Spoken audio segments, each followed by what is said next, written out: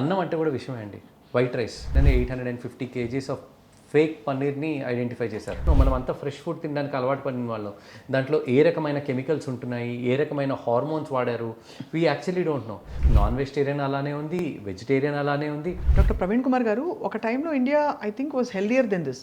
ఎందుకు ఇండియా హెల్దీగా ఉండి ఇప్పుడు అన్హెల్దీగా మారిపోతున్నట్టు పరిస్థితులు మనం చూస్తాం? ఓన్లీ వన్ థింగ్ అండి, డైట్. డైటేనా? Only one thing, diet. India was never obese.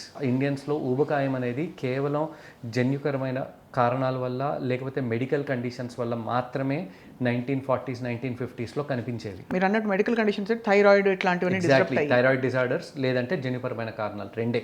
ఆ తర్వాత దెన్ వెస్టర్న్ సివిలైజేషన్ మెల్లిగా మన లైఫ్ లోపలికి చొచ్చుకొచ్చింది 1980s 1990s నుంచి.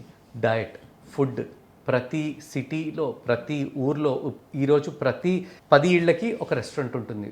అవును. అండ్ మనం తినే డయట్ మీద జీరో కాన్సన్ట్రేషన్. మనకి మందులు వేసుకోవాలంటే మాత్రం నా దగ్గరికి రోజు 10 మంది సార్ మందు సేఫేనా అంటారు, కానీ వాళ్ళు తినేది ఆల్మోస్ట్ 50% విషం అని మాత్రం 90% జనాలు గ్రహించరు. సో మనం ఆల్మోస్ట్ అలాంటి ఫుడ్డే తింటున్నాం ఎవ్రీడే అండి, 100%. ముడి పదార్థాలు కూడా అంతే కదండి. రా మెటీరియల్ వేర్ ప్రొక్యూరింగ్, మసాలాలు, పొడులు అన్నిట్లో కల్తీ. అబ్సల్యూట్లీ ప్రతి దాంట్లో కల్తీ. మీరు 850 కేజీస్ ఆఫ్ ఫేక్ పన్నీర్ని ఐడెంటిఫై చేశారు. బాబోయ్, అసలు పన్నీర్ అంటే భయం వేస్తుంది. ఇప్పుడు ప్రోటీన్ డైట్ అని చెప్పి పన్నీర్ నెత్తిని రుద్దేస్తారు డైటీషియన్స్ అందరూ, కానీ ఫేక్ పన్నీర్ కదా, మొత్తం ఫేక్ పన్నీరే. ఎక్కడ చూసినా అంటే ఏది ఒరిజినల్ ఏది డూప్లికేట్ ఎలా ఐడెంటిఫై చేస్తాం? మనం రెస్టారెంట్కి వెళ్ళి కూర్చుంటాము, అక్కడ వాళ్ళు పన్నీర్ తీసుకొచ్చి పెడతారు, మన ఫేకా ఒరిజినలా?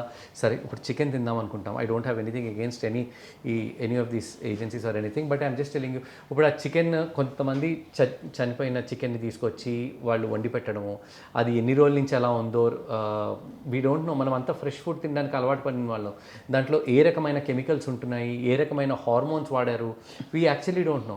సో నాన్ వెజిటేరియన్ అలానే ఉంది, వెజిటేరియన్ అలానే ఉంది. అది కాకుండా నేను అందరికీ, మీరు ఈరోజు అడుగుతున్నారు కాబట్టి ఒక విషయం, అన్నం అంటే కూడా విషయమే అండి.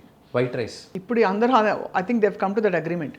అన్నం అంటే కూడా అంతే. ఇంత కూడా తినకూడదా? అసలు తినరా? వీలైనంత ఏదన్నా సరే మనకు అరగడానికి చాలా సమయం పట్టేది తీసుకోవాలి, అంతే. అది చాలా అవసరం.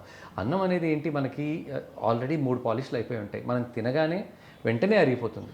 సో ఈజీగా మనకి వెంటనే షుగర్ అనేది స్పైక్ అప్ అయిపోతుంది, అంతే.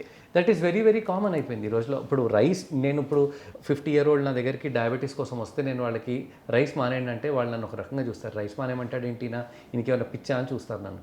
నేను కాకపోతే దాని గురించి చెప్పి ఆ తర్వాత వాళ్ళకి మెల్లిగా షుగర్లన్నీ రోజు చెక్ చేసుకుంటూ ఉంటే, ఆ తర్వాత over a period of 6 months to 1 year, ఓహో డాక్టర్ గారు చెప్పింది కరెక్ట్, మనం ఇవన్నీ ఫస్ట్ నుంచి అలవాటు చేసుకోవాలి. అందుకే నేనేం చేశాను, ఇట్లా కాదని చెప్పి నా పిల్లలకి 3 years of age నుంచే మిల్లెట్స్ పెట్టడానికి స్టార్ట్ చేస్తాను. So that by the time they grow up, వాళ్ళు మిల్లెట్స్ తోటే దే విల్ గ్రో. అంటే ఒక ఫౌండేషన్ అయితే ఏర్పడుతుంది. ఎగ్జాక్ట్లీ. అన్ని ప్రతి ఫ్యామిలీ కూడా చిన్నప్పటి నుంచే ఈ ఏదన్నా కాంప్లెక్స్ కార్బోహైడ్రేట్ అరగడానికి చాలా సమయం పట్టేవి అది తీసుకోవాలి. So coming back to your previous question, that ఎందుకు ఈ రోజుల్లో ఈ రకమైన ప్రైమర్లీ డయట్.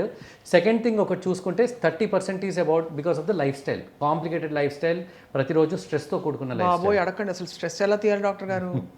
అంటే మెడిటేషన్ అంటారు అందరూ, కానీ కళ్ళు మూసుకుంటే అవే ప్రాబ్లమ్స్ మళ్ళీ కనిపిస్తుంటాయి చాలా మందికి. సో చాలా సింపుల్ అండి. మార్నింగ్ నుంచి సాయంత్రం వరకు 8 నుంచి 10 గంటల కంటే ఎక్కువ పని చేయకూడదు. 10 hours మ్యాక్సిమం. ఓకే, 10 hours కాకుండా మిగతా ఒక గంట సేపు పూర్తిగా వ్యాయామానికి ఇవ్వడం, గొంతులోకి వెళ్ళేది ఏం వెళుతుంది అని చెప్పి ఆలోచించి గొంతులోకి తీసుకోవడం. ఈ 3 విషయాలు చేయగలిగితే వీఆర్ అబ్సల్యూట్లీ ఫైన్. కాకపోతే మన లైఫ్ ఏంటంటే ఇట్ ఈస్ 24/7. అవును. We plan for the next 1 to 2 years. అంతే కదా.